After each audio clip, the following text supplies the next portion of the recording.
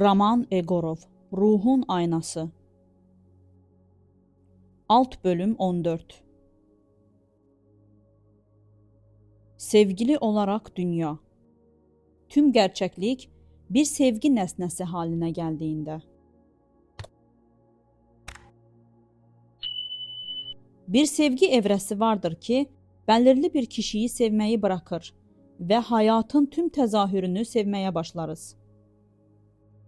O zaman tüm dünya bizim sevgilimiz olur. Her an bir buluşma, her nefes bir aşk ilanıdır. Bir insan eve, kendine döndüğünde, tüm yanılsamalarını bütünleştirip bütünlüğünü kabul ettiğinde inanılmaz bir şey olur. Sevme yeteneği belirli insanlarla sınırlı olmaktan çıkar ve tüm varoluşa yayılır. Sevgi, yönlendirilmiş bir duygu olmaktan çıkar ve bir varoluş hali haline gelir. Bu, romantik bir fantezi veya şiirsel bir metafor değildir. Parçalanmadan bütünlüğe yolculuk edenler için bir gerçekliktir. Bireysel insanlara aşık olmalarını sağlayan aynı gücün şimdi onları tüm hayatın tezahürleriyle aşık ettiğini keşfederler. Eskiden kişiliğimizin belirli özelliklerini yansıtan bir kişiye aşık olurduk. Şimdi bu özellikleri her yerde görüyoruz. Işığa uzanan her ağaçta, şarkısını söyleyen her kuşta, gülen her çocukta, her bilgece sessiz yaşlı insanda. Bütün dünya özümüzün bir aynası haline geliyor. Bir ağaç artık sadece bir ağaç değil, İçimizde yaşayan büyüme gücünün somutlaşmış hali. Okyanus artık sadece bir su kütlesi değil, ruhumuzun derinliklerinin bir yansıması. Dağlar artık bir taş yığını değil, kendi istikrarımızın ve ihtişamımızın bir imgesi. Her doğal olay evrenden bize bir sevgi mesajı haline geliyor. Ancak sevgi nesnesi haline gelen sadece doğa değil, İnsan yaratımları da yeni bir ışık altında görünüyor. Müzik kendi ruhumuzun sesi oluyor. Mimari içsel yapımızın somutlaşması haline geliyor. Sanat kaostan güzellik yaratma ilahi yeteneğimizin bir yansıması haline geliyor. Bir zamanlar soğuk ve ruhsuz görünen teknolojiler bile içimizde yaşayan aynı dehanın tezahürleri gibi görünüyor. Her icat, parçası olduğumuz bilincin sonsuz yaratıcı potansiyelinin bir kanıtı haline geliyor. Şehirler artık bina kümeleri olmaktan çıkıp kolektif sanat eserlerine dönüşüyor. Milyonlarca ruhun ortak bir yaşam senfonisi yarattığı yerler olur. Her sokak insan hayallerinin ve özlemlerinin öyküsünü anlatır. Her pencere başkasının hayatına açılan bir kapı, ortak bir insan dramasının bir parçasıdır. Sokaklardaki insanlar artık yabancı görünmez. Her geçen insanda kendimizi farklı bir kılıkta tanırız. Bir çocukta çocukluğumuzu, bir gençte gençliğimizi, bir yetişkinde olgunluğumuzu, yaşlı bir adamda bilgeliğimizi. Her yüz kendi ruhumuzun kitabındaki bir sayfa olur. İnsanları gerçekten oldukları gibi görmek özellikle hoştur. Bir bankta oturan bir sevgi dolu bir çift, yakınlık kapasitemizi yansıtır. Çocuğunu kucağında tutan bir anne, koşulsuz sevgi kapasitemizi temsil eder. Şövalyesinin başındaki bir sanatçı, yaratıcı doğamızı temsil eder. Güvercinləri bəsləyən yaşlı bir adam, nəzakətimizi və sabrımızı temsil eder. Ancak insan doğasının karmaşık ve acı verici tezahürleri bile şefkatli sevginin nesnesi haline gelir. Kötü bir insanda, yıkımda bir çıkış yolu arayan, kendi acımızı görürüz. Alçak gönüllü bir insanda biriktirmeyle çarpıtılmış güvenlik ihtiyacımızı görürüz. Korkakta kaçınmayla korunan kırılganlığımızı görürüz. Artık dünyayı iyi ve kötü, güzel ve çirkin, doğru ve yanlış diye bölmüyoruz. Her şey sonsuz çeşitlilikte biçimlerle deney yapan tek bir yaşamın tezahürü haline gelir. Her biçim içinde ilahi olanın parçasını taşır. En çarpık olanı bile, en acı verici olanı bile. Bu evrensel sevgi, belirli insanlara yönelik seçici sevgiden niteliksel olarak farklıdır. Karışıklılığa bağlı değildir. Yakınlık gerektirmez ve kayıptan korkmaz. Dünyayı bize karşılık verdiği için değil, kendimizi onda tanıdığımız için severiz. Karşılığında bir şey almak için değil, sevgi doğamız olduğu için severiz. Böyle bir sevgi bizi pasif veya tüketimci yapmaz. Hala yapıcı ve yıkıcı, faydalı ve zararlı, güzel ve çirkin arasında ayrım yapabiliriz. Ama artık bu ayrımlara yargılama veya reddetme eşlik etmez. Bazı şeylerle aynı fikirde olmayabilir. Bazılarından kendimizi savunabilir ve bazılarından kaçınabiliriz. Yine de her şeyin ilahi doğasını anlamayı sürdürebiliriz. Örneğin saldırgandan nefret etmeden saldırganlığa karşı kendimizi savunabiliriz. Zehirli insanlardan onları şeytanlaştırmadan kaçınabiliriz. Haksızlığa karşı savaşabilir, haksızları düşman değil, kayıp kardeşler olarak görebiliriz. Sevgiyle yapılan bir eylem, nefretle yapılan bir eylem kadar belirleyici olabilir. Ancak iç dünyamızı yok etmez. Tüm dünya sevilen hale geldiğinde her gün hayatla bir dizi randevu haline gelir. Sabah kahvesi, aroma ve sıcaklıkla bir randevudur. İşe gidiş geliş, şehrin hareketi ve ritmiyle bir karşılaşmadır. Bir meslektaşla yapılan bir konuşma, iki zihnin dansıdır. Akşam, gün batımı, evrenden gelen bir aşk mektubudur.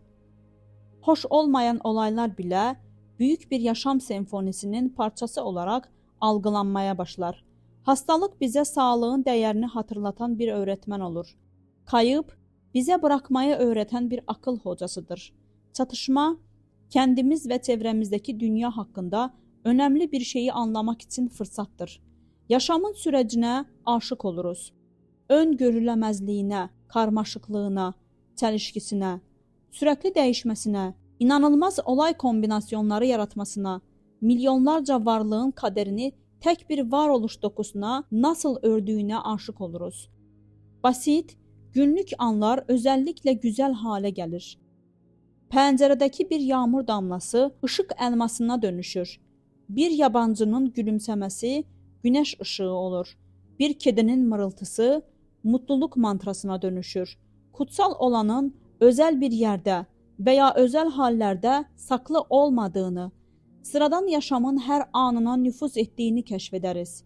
Bu yaşam sevgisi bizi dünyanın acılarına karşı saf ve kör yapmaz.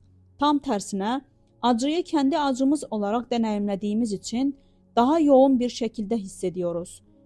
Ama şimdi acıya verdiğimiz tepki umutsuzluk veya öfke değil, yardım etme, iyileştirme ve teselli etme ihtiyacıdır. Acının yaratılışta bir kusur değil, onun ayrılmaz bir parçası olduğunu anlıyoruz. Bütünün parçaları birliklerini unutup birbirleriyle mücadele etmeye başladığında ortaya çıkar. Görevimiz acıyı tamamen ortadan kaldırmak değil. Bu imkansızdır. Acı çekenlerin ilahi dualarını hatırlamalarına, fırtınanın ortasında huzur bulmalarına yardımcı olmaktır. Dünyayı sevgili olarak sevmek, ölüme karşı tutumunuzu değiştirebilir. Artık onu hayatın düşmanı olarak değil, ayrılmaz bir parçası olarak algılıyoruz. Ölüm bir aşk hikayesinin sonu değil, dönüşümüdür. Biçimler değişir, ancak özü kalır. Sevgili yok olmaz, sadece yeni kılıklara bölünür. Bu anlayış derin bir huzur getirir. Belirli biçimlere tutunmadan her ana tamamen kendimizi kaptırabilir. Hayatın her tezahürünü sevebiliriz. Biliyoruz ki ne olursa olsun doğum ya da ölüm, buluşma ya da ayrılık, sevinç ya da keder hepsi tek bir bilincin dansıdır. Ve biz de bu dansın bir parçasıyız. Böyle bir sevgi, sevginin öznesi ve nesnesi arasındaki sınırları yavaş yavaş ortadan kaldırır. Dünyayı sevmenin yaptığımız bir şey değil, olduğumuz bir şey olduğunu anlamaya başlarız. Sevgi, eylemimiz değil, doğamızdır. Dünyayı sevmiyoruz, dünyanın kendine olan sevgisiyiz. Bu durumda yalnızlığın son yanılsaması da ortadan kalkar. Dünyanın ayrı gözlemcileri olmadığımızı, her zaman dünyanın kendisi olduğumuzu ve gözlerimizle kendimizi gözlemlediğimizi anlarız. Dünya sevgimizin nesnesi değildir. Dünya şekli almış sevgimizdir. Bu, sevginin en yüksek aşamasıdır. Nesnesiz, sınırsız, koşulsuz. Hiçbir nedene, gerçeğe veya temele ihtiyaç duymaz. Sadece vardır. Tıpkı varoluşun kendisi gibi. Varoluşun varoluşa, bilincin bilince, yaşamın yaşama olan sevgisidir. Bu duruma ulaştığımızda her nefesimiz bir sevgi eylemi haline gelir. Her hareket bir aşk şiiridir. Her kelime var olan her şeye duyulan bir sevgi ilanıdır. Varoluşun gizemine sürekli bir hayranlık halinde yaşarız ve sonra sevgiyi yanlış yerlerde aradığımızı fark ederiz. Onu başkalarında arıyorduk. Etrafımızda ve içimizde olduğunun farkında değildik. Biz yabancıların kapılarını çaldık. Sevgi evinin tüm dünya olduğunu ve her zaman onun sakinleri olduğumuzu bilmeden. Hayatımıza giren her insan bu evrensel sevginin bir elçisiydi. Her biri bize kendi yöntemleriyle sevmeyi öğretti. Bazıları neşe yoluyla, bazıları acı yoluyla, bazıları karanlık yoluyla, bazıları ayrılık yoluyla. Hepsi bize onu her yerde tanımayı öğretmek için tek bir gücün, binlerce biçim alan sevgi gücünün iletkenleriydi. Şimdi bir zamanlar sadece seçilmiş birkaç kişiye söylediğimiz şeyi tüm dünyaya söyleyebiliriz. Seni seviyorum. Bunu sabah güneşine ve akşam yıldızlarına, hareketli şehre ve sessiz ormana, neşeli çocuğa ve üzgün yaşlı adama, çiçek açan bahçeye ve solmuş yapraklara söyleyebiliriz. Ve dünya karşılık veriyor. Her güneş doğuşu onun günaydını, her güneş batışı onun iyi geceleridir.